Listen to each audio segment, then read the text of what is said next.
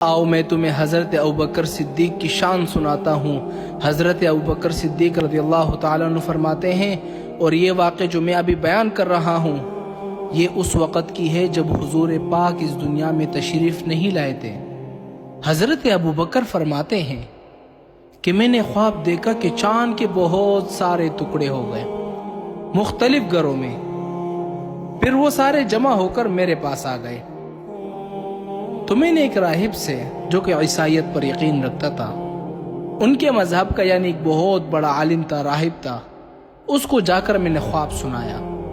اس نے کہا کہ بھئی تمہارا خواب مبارک ہو، ایک نبی آنے والے ہیں جو خاتم الانبیاء ہوں گے، اور تم اسی پر سب سے پہلے اسلام لاؤ گے اور اس کے دین کو دنیا میں پھیلانے کی کوشش کرو گے۔ حضرت ابوبکر صدیق فرماتے ہیں کہ مجھے معلوم ہی نہیں تھا کوئی نبی پیدا ہوں گے، تو پھر میں یمن میں چلا گیا، چونکہ حضرت ابوبکر صدیق بہت بڑے تاجر تھے، کپڑوں کے تاجر تھے۔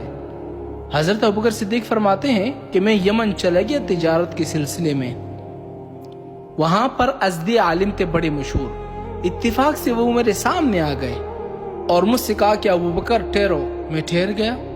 مجھ سے کہا کہ انت من مکہ، مکے سے ہو؟ میں نے کہا ہاں مکے سے ہوں۔ من قریش، قریش قبیلے کے ہو؟ میں نے کہا ہاں قریش قبیلے کا ہوں۔ اس نے کہا اچھا تمہاری شاخ جو ہے وہ بنو تیم ہے؟ میں نے کہا ہاں میری شاخ بنو تیم ہے۔ تو اس نے کہا کہ بھئی تم برا نہیں ماننا، میری مجبوری ہے جو مجھے دیکھنا ہے، تسلی کرنی ہے، تم ذرا اپنی قمیص اوپر کر لو۔ حضرت ابوبکر فرماتے ہیں کہ جیسے ہی میں نے اپنی قمیص اوپر کر لی تو اس نے میری ناف پہ ایک تل دیکھا۔ اس کے بعد کہنے لگا کہ ہاں تم وہی ابوبکر ہو، اب خاتم الانبیاء کے آنے والا زمانہ ہے اور تم اسی پر سب سے پہلے اسلام لاؤ گے اور اس کی دین کو دنیا میں پھیلانے کی کوشش کرو گے۔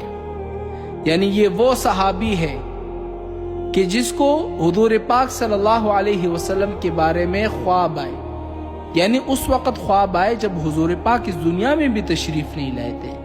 یہ صدیق کی شان ہے۔